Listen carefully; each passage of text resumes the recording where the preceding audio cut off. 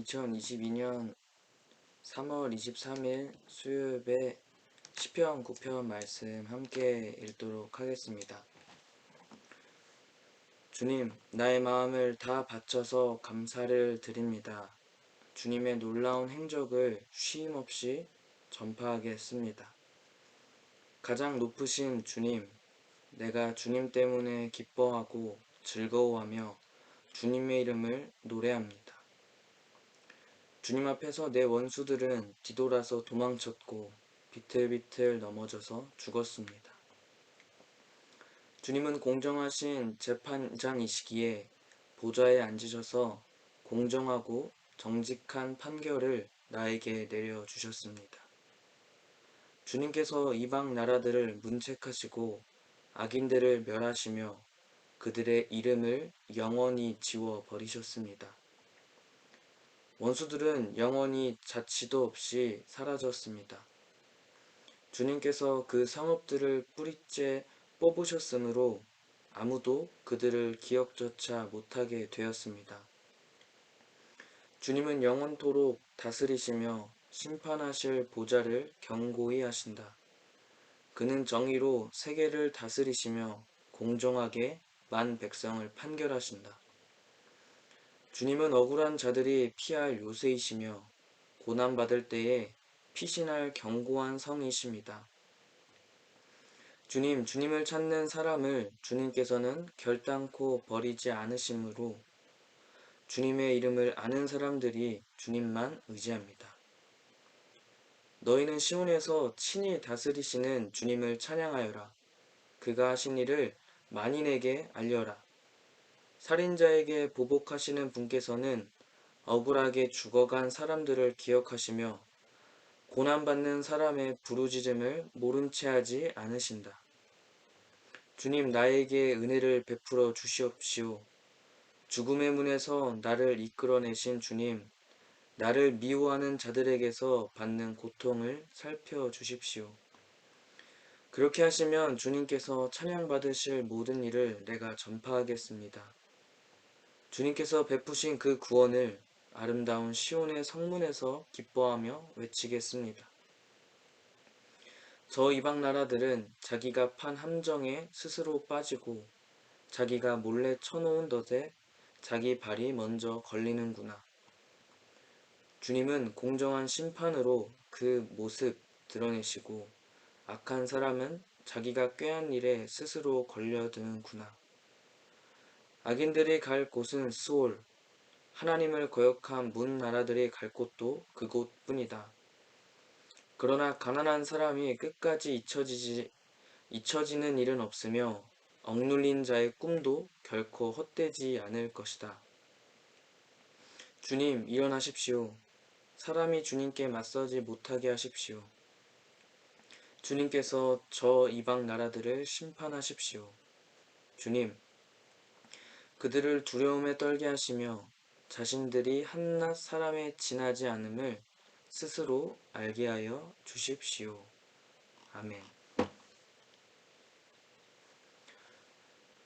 시편 9편의 1, 2절을 보면 주 하나님을 무한 신뢰하는 모습이 담겨 있습니다. 1, 2편을 보면 주님께 나의 마음을 다 바쳐서 감사를 드립니다. 주님의 놀라운 행적을 쉼없이 전파하겠습니다. 가장 높으신 주님, 내가 주님 때문에 기뻐하고 즐거워하며 주님의 이름을 노래합니다. 라고 말합니다. 하나님을 신뢰하는 자의 모습은 하나님과 교제하는 자만이 경험할 수 있는 것 같습니다. 자신의 마음을 다 바쳐서 감사할 수 있는 이유가 보이는데요. 주님 때문에 기뻐하고 즐거워하기에 가능한 것으로 보입니다. 하나님과 교제하는 것은 성경을 보는 것일 수도 있고요. 기도를 통해서 하나님과 대화하는 것일 수 있습니다. 생각해 볼 때 하나님과 교제한다는 것이 추상적으로 다가올 수 있다고 생각합니다. 왜냐하면 우리가 눈에 보이지 않는 하나님과 대화하거나 힘을 얻는다는 것은, 교제한다는 것은 믿음이라는 단어가 절대적으로 필요하기 때문입니다. 어떤 이에게는 하나님과 교제하는 것이 기쁘고 행복한 것으로 고백될 수 있고요. 어떤 이에게는 하나님과 교제한다는 것이 어렵게 느껴질 수도 있습니다.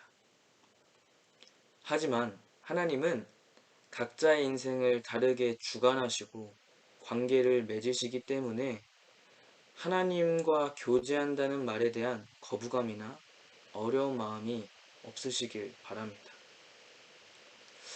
그리고 간혹 하나님을 생각할 때 하나님을 자신이 경험한 부모님으로서 생각하는 경우도 있는 것 같습니다. 내가 생각하는 하나님은 아버지와 같은 분이실 거야. 내가 생각하는 하나님은 어머니와 같은 분이실 거야. 라고 생각하고 말이죠.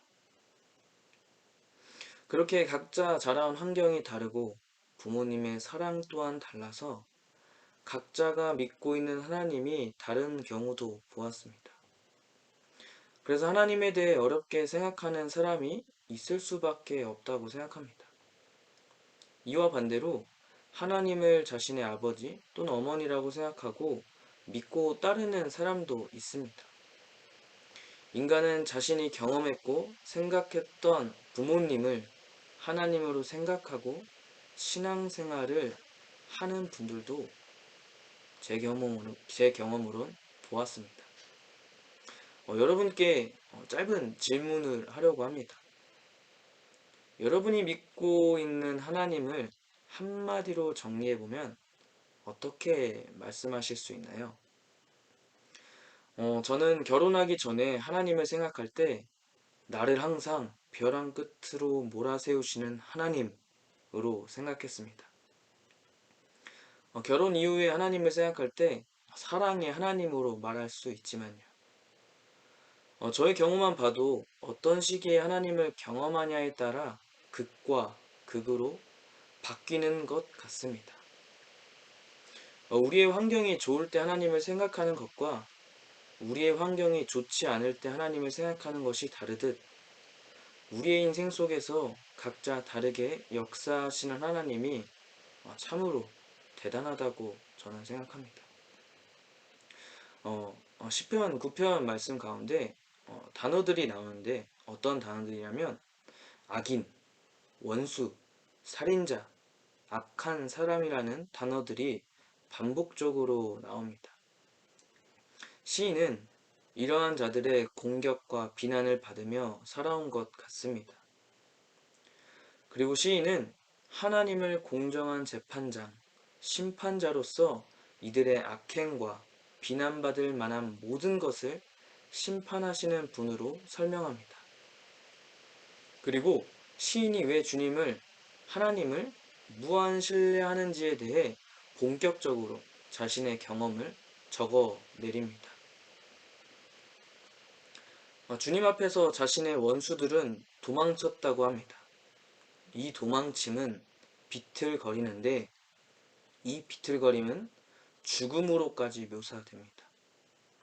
하나님은 일일이 찾아가시며 심판하는 것이 아니라 보좌에 앉으셔서 공정하고 정직한 판결을 내리십니다.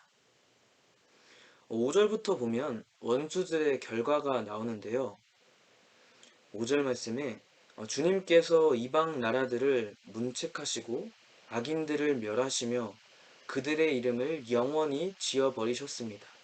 6절에 원수들은 영원히 자취도 없이 사라졌습니다. 그 성읍들은 뿌리채 뽑히며 아무도 그들을 기억하지 못하게 되었습니다고 말합니다. 7절 말씀을 보면요. 주님께서 앉아 계시는 보좌 앞에 단어 하나가 추가됩니다. 그냥 보좌가 아닌 심판하실 보좌로 말이죠. 이 심판하실 보좌는 더욱더 견고히 세워지고 개인만의 재판장이 아니라 정의로 모든 세계를 다스리시고 공정하게 만백성을 판결하신다고 시인은 말하고 있습니다. 이 심판의 보좌에 앉으시는 주님은 9절에 이렇게 표현됩니다. 억울한 자들의 피할 요새이시며 고난받을 때에 피신할 견고한 성으로 말이죠. 아까 언급된 악인, 원수, 살인자, 악한 사람들로 인해 피해받은 억울한 사람들, 고난받는 사람들이 절대로 무너지지 않는 요새이신 하나님의 보호 아래 보호받게 됨을 시인은 고백하고 있습니다. 악한 자들에게는 심판하실 보좌로 나오는데 억울한 자들, 고난받는 자들에게 그들이 피할 견고한 성이 되시는 것이 참 위로가 되는 것 같습니다. 하나님께 피하는 자들은 하나님이 절대로 버리지 않으십니다. 그렇다면 악인, 원수, 살인자, 악한 사람들은 어떻게 될까요? 15절과 17절 말씀 보면 이렇게 나옵니다. 그들은 자기가 판 함정에 스스로 빠지고 자기가 몰래 쳐놓은 덫에 자기 발이 먼저 걸리는구나. 악한 사람은 자기가 꾀한 일에 스스로 걸려드는구나. 악인들이 갈 곳은 스올, 하나님을 거역한 문 나라들이 갈 곳도 그곳뿐이다 라고 말합니다. 그들이 악인인 이유는 하나님을 잃어버린 자들, 즉 하나님을 무시하고 그분의 통치를 개의치 않는 자들이기 때문입니다. 스올은 죽음의 영역이나 무덤을 가리키는 표현으로 완전한 파멸을 의미합니다. 악인, 원수, 살인자, 악한 사람을 그들로 표현하겠습니다. 그들은 자신의 죄를 덮기 위해 계속해서 잔머리를 굴리고 살아갈 것입니다. 자신의 죄를 덮기 위해 행동을 하지만 그 행동이 그들의 올무가 됩니다. 빠져나갈 수 없는 죄의 쳇바퀴 속에 그들이 파놓은 함정에 스스로 걸리게 됩니다. 그들은 결국 어떠한 행동을 해도 심판의 보좌가 기다리고 있습니다. 그리고 그들은 기억조차 못하게끔 뿌리채 뽑혀 영원히 자취도 없이 사라지게 된다고 성경은 말하고 있습니다. 시인은 과거에 그들이 어떻게 무너지고 결론적으로 수월까지 간 것에 대해 직접 경험한 것을 회상하고 기록합니다. 그들의 공격은 시인을 철두철미하게 지속해서 공격했지만 하나님은 18절에 가난한 사람이 끝까지 잊혀지는 일은 없으며 억눌린 자의 꿈도 결코 헛되지 않다고 말합니다. 사회적 약자, 가난한 자, 억울한 자는 고난받을 때 피신할 수 있는 견고한 성이 되시는 주님이 계십니다. 그리고 그들은 하나님께 끝까지 잊혀지지 않을 것입니다. 세상에서 경험했을 때 법은 약자를 위하는 법이 있기보다 가진 자를 위한 법이 더 많은 것 같습니다. 우리 주변에 어쩌면 억울한 사람이 많을 수도 있습니다. 그리고 그 억울한 사람이 자신이 될 수도 있고요. 이 땅을 살아가면서 고통과 어려움에 하루하루 죽지 못해 살아가는 경우도 있을 수 있습니다. 악한 자들은 더 잘 살아가는 것 같은데 피해받은 사람은 점점 위축되고 어둠 속으로 자신을 감춥니다. 이들이 살기 위해 자신의 이야기를 하면 피해받은 사람의 어려움은 온데간데 없고 인생의 경험으로 흠수두고 위로보다 가르치려고만 하는 인간의 본성이 스물스물 나타납니다. 걱정과 격려라는 포장으로 어려움과 상처를 받은 사람의 무게를 쉽게 생각하는 우월감 있는 표정을 본 적이 있습니다. 그럴 때 피해받은 사람은 더 위축되고 살아갈 힘마저 잃게 됩니다. 어쩌면 우리는 격려와 위로라는 말로 인해 피해받은 사람의 마음은 헤아리지 못하고 자신이 재판장이 된 것처럼 말을 쉽게 뱉고 있지 않은지 돌아보면 좋겠습니다. 말은 입 밖으로 나가는 순간 절대로 다시 담을 수 없습니다. 예수님을 믿는 그리스도인은 말에 무게가 있어야 합니다. 아까 제가 말한 인간의 본성에 경험으로 머물러 있기보다 침묵하고 도울 수 있는 건 돕고 기도로 중보하는 그리스도인이 되어야 합니다. 고통받은 자가 말하는 이유는 살기 위해 말하는 것입니다. 그 고통받는 자는 피할 길도 알고 있고 말한다고 달라지는 게 없는 것도 알고 있습니다. 단지 살기 위해 이야기를 하는데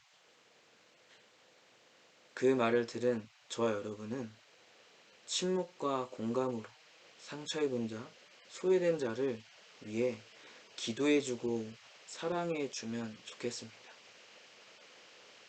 침묵만큼 아름다운 것은 없기 때문입니다. 악한 자들로 인해 피해를 받은 사람이 있을 것입니다. 우리 주변에 있을 수 있고요. 성경에서 말한 것과 같이 악한 자들은 스스로 자신의 올무를 파괴됩니다. 어둠을 이기는 방법은 빛이라고 하죠. 어둠은 빛이 비치면 사라지게 됩니다. 피해 입은 사람이 회복되기까지 몇 날, 며칠, 몇 년이 걸릴 수도 있습니다. 그리고 이 회복은 죽음 이후에 예수님을 만날 때 이루어질 수도 있습니다. 하지만 한 가지 기억하시길 바랍니다. 빛이 움직이면 어둠은 자연스럽게 사라지게 된다는 것을 말이죠. 그리고 공정한 심판자 되신 하나님께서 기억하시고 반드시 심판하실 것입니다. 19절, 20절 시인의 고백입니다. 주님 일어나십시오. 사람이 주님께 맞서지 못하게 하십시오. 주님께서 저 이방 나라들을 심판하십시오. 주님, 그들을 두려움에 떨게 하시며 자신들이 한낱 사람에 지나지 않음을 스스로 알게 하여 주십시오. 가난한 자는 하나님께 고합니다. 그리고 하나님은 이 고함을 들으시고 행하시는 분이십니다. 이 행함은 심판을 의미합니다. 심판을 통해 그들은 두려움을 얻게 됩니다. 그리고 한낱 사람에 지나지 않음을 스스로 알게 해달라고 합니다. 다시 한번 말합니다. 심판받는 자가 받게 되는 것은 두려움뿐입니다. 시편 9편을 정리하면 이렇습니다. 주님과 교제하는 사람은 주님 때문에 기뻐하고 즐거워하며 주님의 이름을 노래합니다. 주님은 보좌에 앉으셔서 모든 세계를 만 백성을 심판하시는 분이십니다. 악한 자들에게는 주님이 앉으신 보좌가 심판의 보좌로 추가 설명됩니다. 그리고 악인들을 반드시 심판하시는데 그들의 이름을 기억 못하게 뿌리채 뽑으십니다. 그들은 자신들이 파놓은 함정에 스스로 빠지게 되고 모든 일들이 올무가 되어 죄에서 벗어나지 못하고 심판받고 두려워 떨게 됩니다. 반면에 주님은 억울한 자, 고난받는 자에게 피신할 수 있는 견고한 성이 되어 주십니다. 그리고 고난받는 사람의 부르짖음을 모른 채 하지 않으시고 반드시 갚아주시는 주님이십니다. 현재 삶이 힘들고 모든 것을 포기하고 싶으신 분 계십니까? 시편 9편 10절 말씀이 우리 모두의 위로가 되기를 소망합니다. 제가 읽겠습니다. 주님, 주님을 찾는 사람을 주님께서는 결단코 버리지 않으심으로 주님의 이름을 아는 사람들이 주님만 의지합니다. 아멘. 아무도 모르게 혼자 외로이 짊어지고 계시는 문제 있으십니까? 가장 가까운 가족도 모르고 혼자만이 짊어질 수밖에 없는 길을 걸어가고 계시나요? 우리가 믿고 신뢰하는 분이 우리의 견고한 성이 되어 주십니다.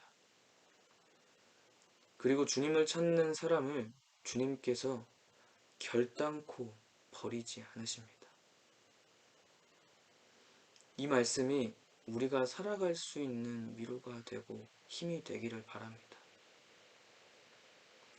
우리가 짊어지고 있는 모든 문제, 주님을 위해서 버티고 있는 모든 것들, 살아계신 하나님께 고백하시길 바랍니다. 우리가 갖고 있는 것들 주님께서 모른 채 하지 않으시고 다 기억하시고 갚아주십니다. 견고한 성 되시는 그분을 날마다 찾기를 바랍니다. 그리고 주님께 위로 얻고 힘없는 저와 여러분 되기를 소망합니다. 10절 말씀 한 번 더 읽고 기도하고 마치겠습니다. 주님을 찾는 사람을 주님께서는 결단코 버리지 않으심으로 주님의 이름을 아는 사람들이 주님만 의지합니다. 아멘. 기도하겠습니다. 하나님을 찾는 사람의 아프고 힘든 마음 위로해 주세요. 우리가 살아가고 있는 이유는 주님께서 함께 계시고 모든 것 알고 계시는 분임을 신뢰하기에 은혜로 하루하루 살아갑니다. 모든 어려움을 겪는 자들의 위로가 되시는 주님, 우리를 통해 위로자가 되게 하시고 돕는 자가 되도록 우리를 사용하여 주시옵소서. 감사드리며 살아계신 예수님의 이름으로 기도드립니다. 아멘.